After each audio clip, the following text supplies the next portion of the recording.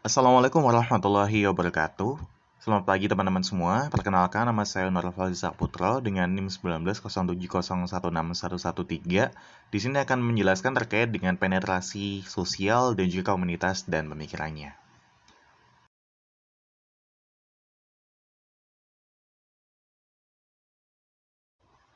Untuk lebih detailnya lagi, hari ini kita akan belajar tentang teori penetrasi sosial, asumsi-asumsi dalam teori tersebut, tahapan-tahapannya, kemudian konsep teori penetrasi sosial, kemudian ada juga konsep teori penetrasi sosial dengan latar sosiopsikologis, serta nanti juga akan dijelaskan terkait komunitas dan pemikirannya. Oke, kita langsung ke materi pertama yaitu teori penetrasi sosial. Dalam teori ini secara garis besar membahas terkait hubungan interpersonal, khususnya pada bidang komunikasi.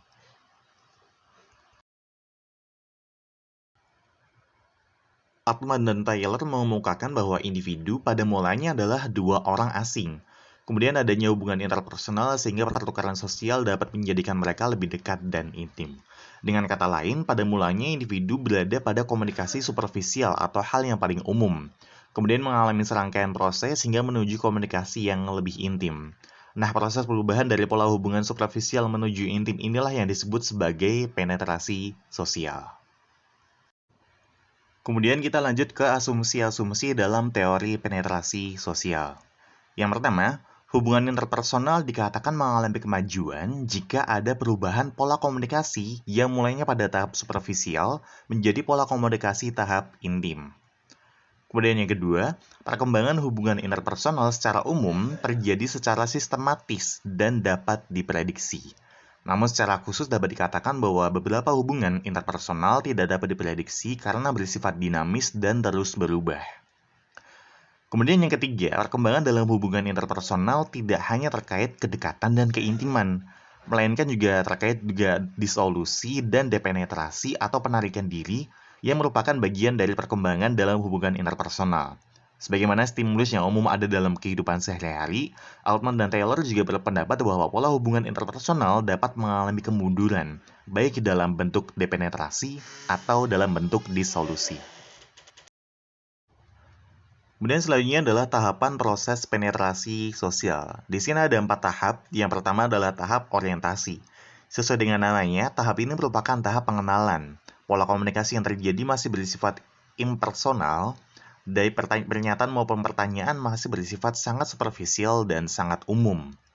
Kemudian tahap yang kedua adalah tahap eksplorasi aktif. Dalam tahap ini, keterbukaan informasi pribadi atau self-disclosure bersifat timbal balik atau dua arah. Nah, keterbukaan ini dapat berjalan lambat atau cepat tergantung masing-masing pihak. Kemudian yang ketiga adalah tahap pertukaran afektif. Keterbukaan informasi dalam tahap ini akan berjalan lebih lambat dari tahap sebelumnya.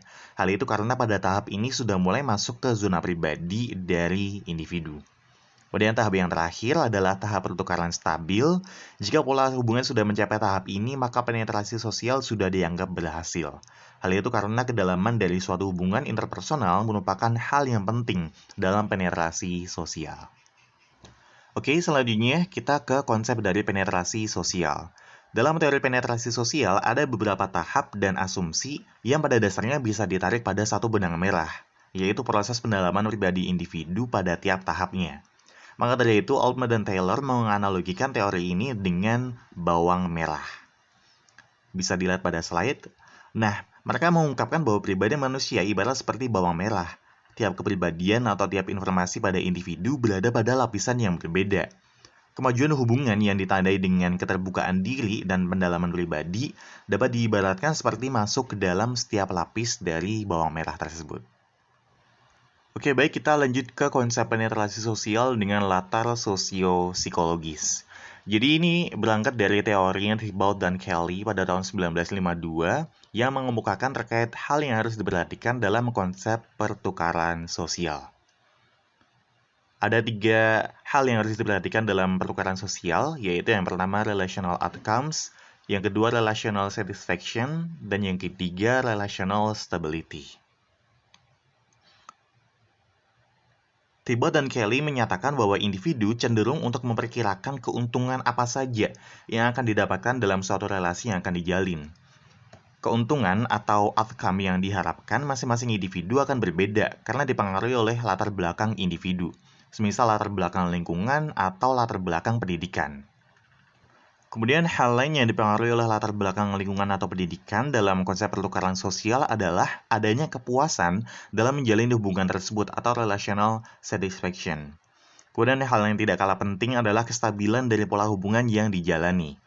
Sebagai contoh, orang Jawa yang mengedepankan persaudaraan akan merasa senang untuk memberi diskon atau potongan harga kepada teman atau saudaranya yang berbelanja di tokonya.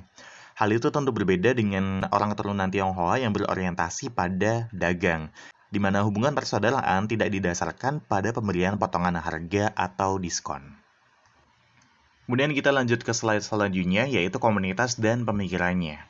Komunitas merupakan suatu entitas dari lingkungan sosial, dan dalam komunitas itu sendiri terjadi hubungan interpersonal. Begitu pula yang terjadi di luar komunitas tersebut. Ada juga interaksi interpersonal.